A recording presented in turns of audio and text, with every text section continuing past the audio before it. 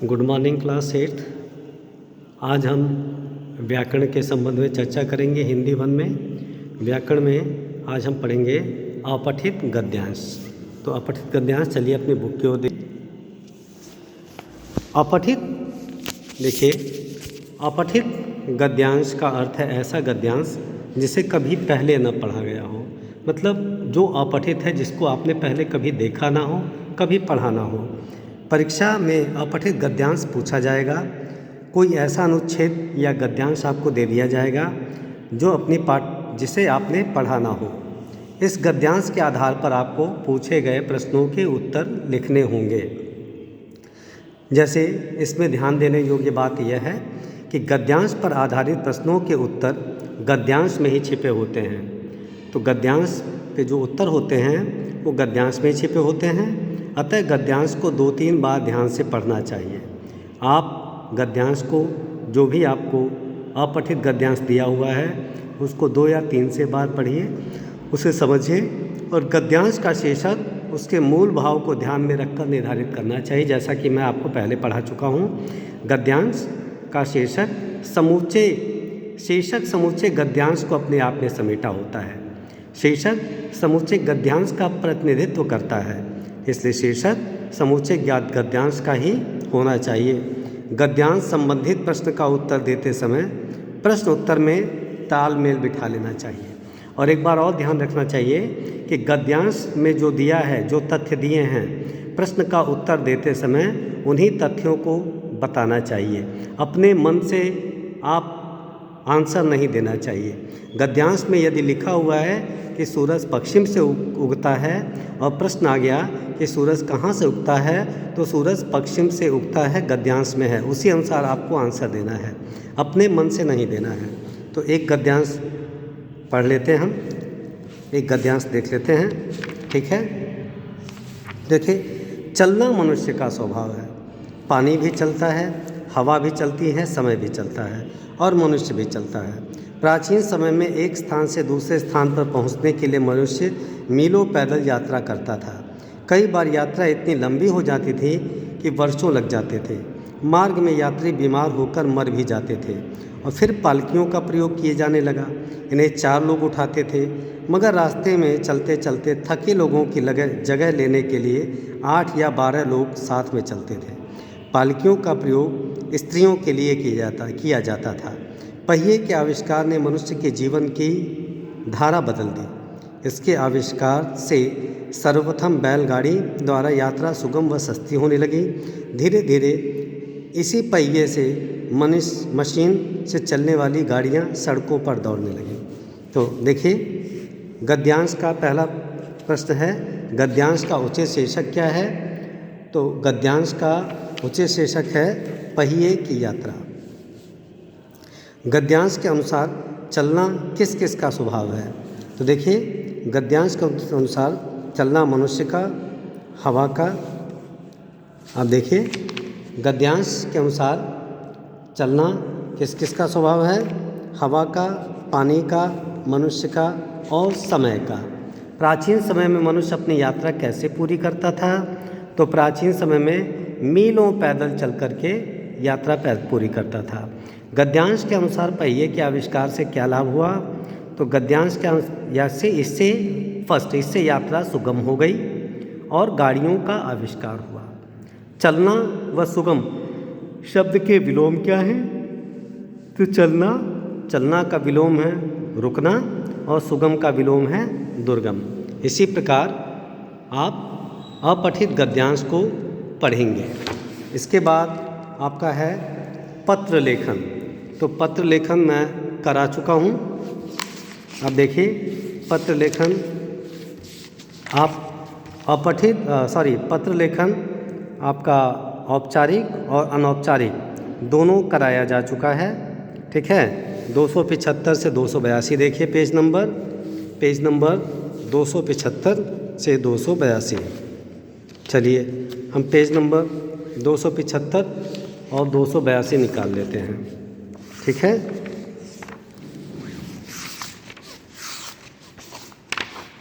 तो यहाँ देखिए,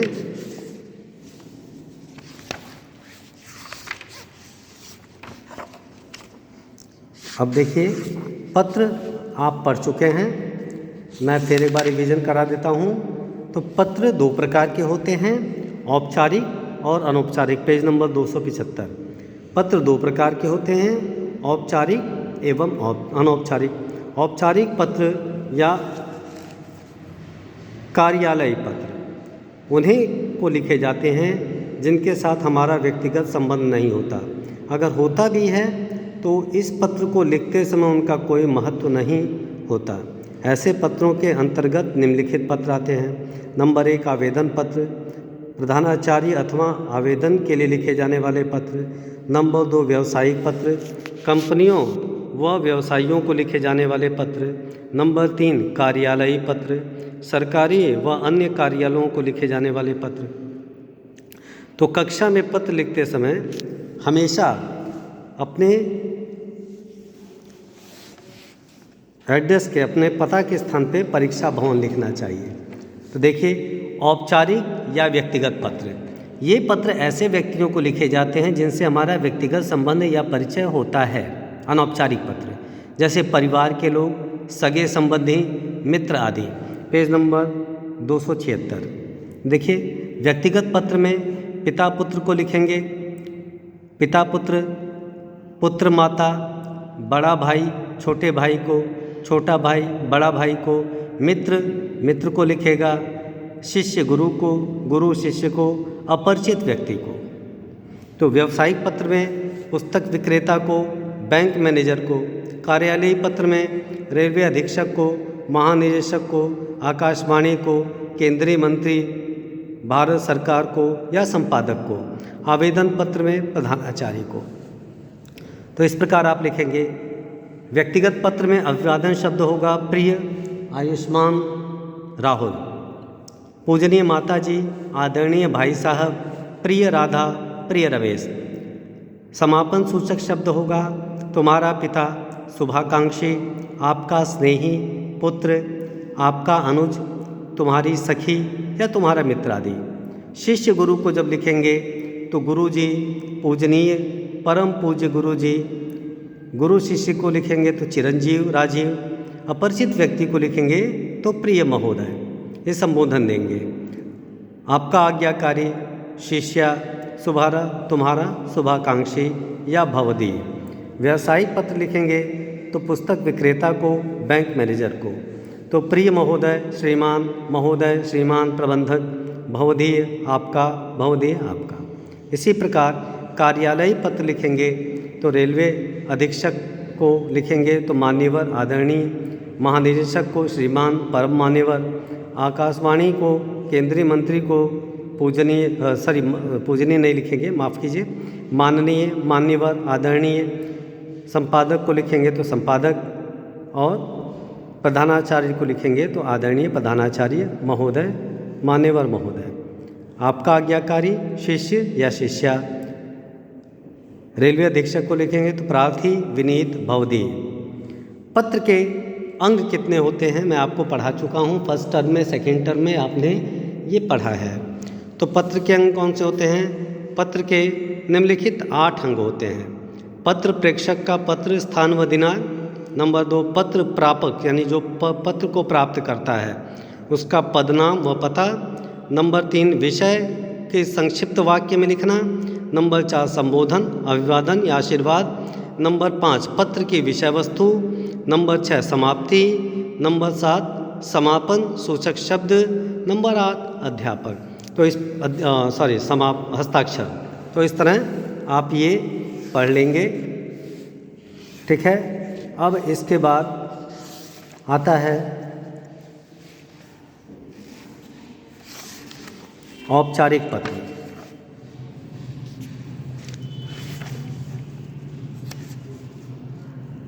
अनौपचारिक पत्र। औपचारिक पत्र आता है इसके बाद। औपचारिक पत्र,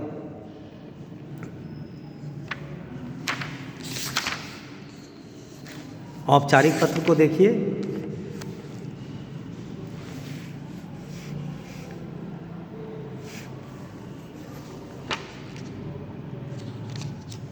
औपचारिक पत्रों में होता है कार्यालयी या औपचारिक पत्रों में कार्यालयी, आवेदन पत्र, व्यावसायिक पत्र, कार्यालयी पत्र।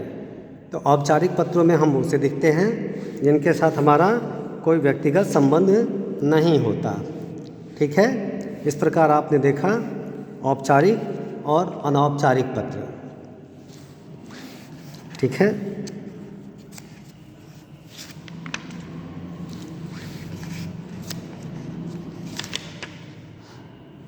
अब अगला जो चैप्टर है वो है विज्ञापन लेखन। तो विज्ञापन लेखन भी देख लेते हैं हम। विज्ञापन लेखन पेज नंबर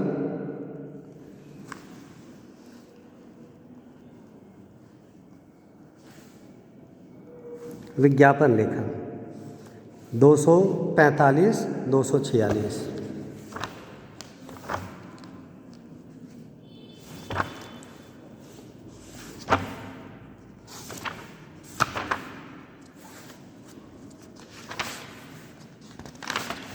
देखिए विज्ञापन लेखन 245 नंबर पेज पर देखिए। विज्ञापन लेखन मैं पहले भी पढ़ा चुका हूँ, संभवतः फर्स्ट या सेकेंड टर्म में भी आया था और ये भी आ रहा है थर्ड टर्म में। विज्ञापन लेखन का मतलब होता है एडवर्टाइजमेंट राइटिंग। विशेष ज्ञापन जानकारी देना, यानी किसी के बारे में विशेष रूप से जानकारी देने वाला। विज्ञापन को देखकर वह उससे प्रभावित होकर लोग उस वस्तु को खरीदते हैं। इससे उस वस्तु की बिक्री में वृद्धि होती है और उत्पादनकर्ता को लाभ होता है। टीवी चैनल, समाचार पत्र, पत्रिकाएं, बोर्ड आदि हर जगह विज्ञापन छाए रहते हैं। विज्ञापन के द्वारा ग्राहक यह जान पाता है कि उस वस्तु के विशेष गुण क्या हैं या फिर उस वस्तु की आवश्यकता व बजट के अनुसार उस वस्तु को खरीदा जा सकता है कि नहीं, और इसके बाद वह उस वस्तु को खरीद लेता है। तो देखिए, जिस वस्तु का विज्ञापन बनाना हो उसका चित्र रंगीन व स्पष्ट आकर्षक होना चाहिए। विज्ञापित वस्तु का नाम लोगों को आकर्षित करने वाला होना चाहिए। वस्तु की विशेषता के बारे में लिखना चाहिए।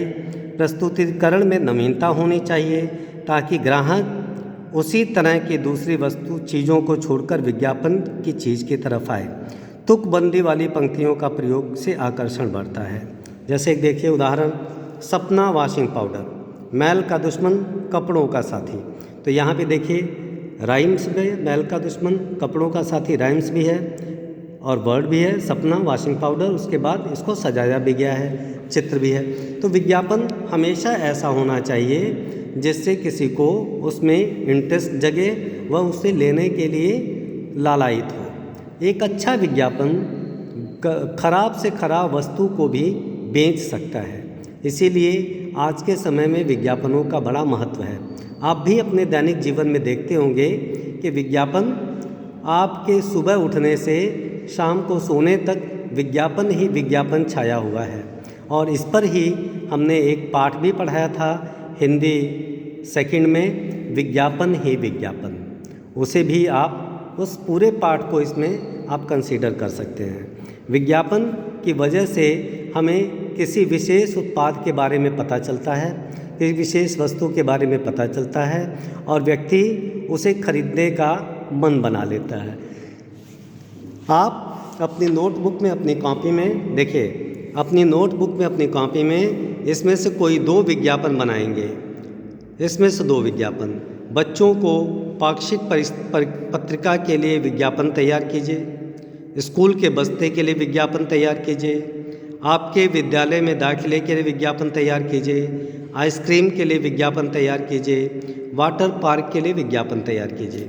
तो आपको अपनी कॉपी में 2 विज्ञापन बनाने हैं। इसके अलावा एक औपचारिक पत्र और एक अनौपचारिक पत्र करना है और एक अपठित गद्यांश लिख करके उसके प्रश्नों को लिख करके प्रश्नों का उत्तर लिखना है।